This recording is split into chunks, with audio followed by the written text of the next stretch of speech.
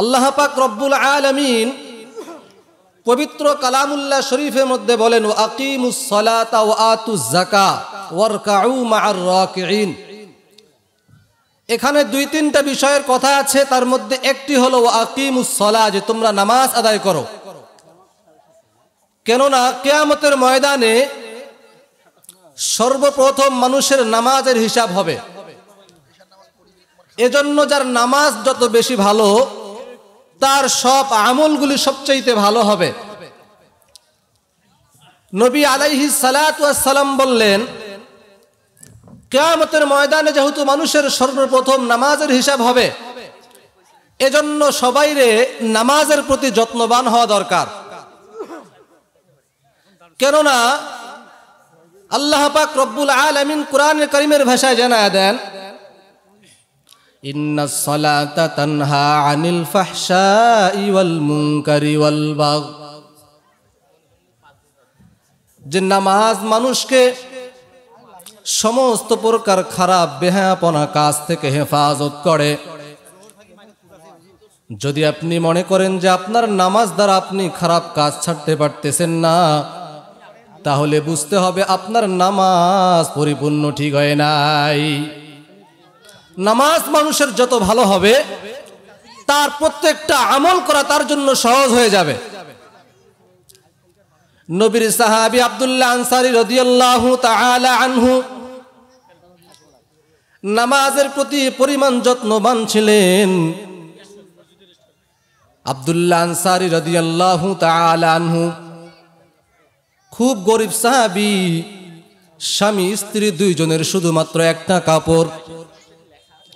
একজন কাপড় পরে নামাজ পড়ার জন্য যায়, আর একজন একটা গর্তের ভিতরে ঢুকে থাকে, আর একজন নামাজে দাঁড়ায়, আর একজন গর্তের ভিতরে ঢুকে যায়। আব্দুল্লাহ আনসারী রাদিয়াল্লাহু তাআলা আনহু নামাজে সবার পরে পরে যাইতেন, আর সবার আগে আগে চলে আসতেন।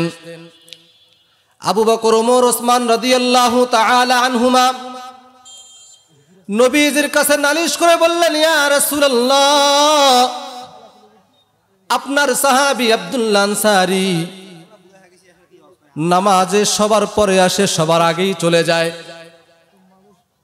সব সাহাবী আব্দুল্লাহ ইবনে আনসারী রাদিয়াল্লাহু তাআলা আনহুর বাড়ির কাছে রাসূলুল্লাহকে নিয়ে চলে গেলেন। নবী আব্দুল্লাহ আনসারীর বাড়িতে ডাক দিয়ে বলতেছে, আব্দুল্লাহ আনসারী, তুমি কি বাসায় আছো? আনসারীর ঘর থেকে কোনো আওয়াজ আসে না। আবার ডাক দেয়, কোনো আওয়াজ আসে না। আবার ডাক দেয়, কোনো আওয়াজ আসে না। এক পর্যায়ে নবী বললেন, হে সাহাবায়ে কেরাম, সবাই এবার বাসায় ফিরে যাই। আসার সময় যখন রওনা দিছে, পিছন থেকে আব্দুল্লাহ আনসারী ডাক দিয়ে বলতেছে, ইয়া রাসূলুল্লাহ, আপনার কথার জবাব দিতে পারি না, আপনি রাগান্বিত হবেন না। আমি এমন একজন গরিব সাহাবী, আপনি যখন আমাকে ডাক দিছেন, আমি আপনার জবাবটা কিভাবে দেব? আমার শরীরে কোনো কাপড় ছিল না, কারণ আমি যখন নামাজে যাইতাম, নামাজে যাওয়ার পর আমার স্ত্রী একটা গর্তের ভিতরে উলঙ্গ অবস্থায় থাকতো, আর আমি নামাজটা জলদি তাড়াতাড়ি শেষ করে এসে আবার উলঙ্গ হয়ে গর্তের ভিতরে ঢুকে যাইতাম। আমার স্ত্রী ওই কাপড়টা নিয়ে নামাজের ভিতরে দাঁড়ায় যাইত। হে নবী, আমার যদি আল্লাহ সাধ্য দিতেন, আমি সবার আগে আগে মসজিদে গিয়ে নামাজ আদায় করতাম। এবার নবী চোখের পানি ছেড়ে কান্না করে ডাক দেয়া বলতেছে, আব্দুল্লাহ আনসারী, আমি তোমার ব্যাপারে পরিমাণ মতামত নিছিলাম যে তুমি কেন নামাজে আসো না। আবু বকর, ওমর, ওসমান নবী আলাইহিস সালামকে ডাক দেয়া বলতেছে, নবী আপনার চোখে পানি কেন? নবী এবার ডাক দেয়া বলতেছে, হে আমার সাহাবী, তোমরা সবাই আব্দুল্লাহ আনসারীকে নিয়ে খারাপ মন্তব্য করেছিলা। আল্লাহ যদি আমার সাহাবীকে সাধ্য দান করত, তাহলে আমার এই সাহাবী সবার আগে আগে মসজিদে এসে নামাজে দাঁড়ায়া যেত। নামাজ যে মানুষকে সবচাইতে খারাপ কাজ থেকে হেফাজত করে, এক বাদশার ঘরে চোর ঢুকে গেছে চুরি করার জন্যে। বাদশা আর তার স্ত্রী গল্প করতেছে, আমার মেয়েটা তো দিনদার, এমন একজন স্বামী তার মিলায় দিব যেই স্বামীটা 5 ওয়াক্ত নামাজ তাকবীরে উলার সঙ্গে আদায় করবে। ঘরের ভিতরে চোর শুনে ফেলছে, এবার চোর নামাজ দাঁড়ায় গেছে, প্রতিদিন তাকবীর উলার সঙ্গে নামাজ আদায় করে কোরআন তিলাওয়াত করে।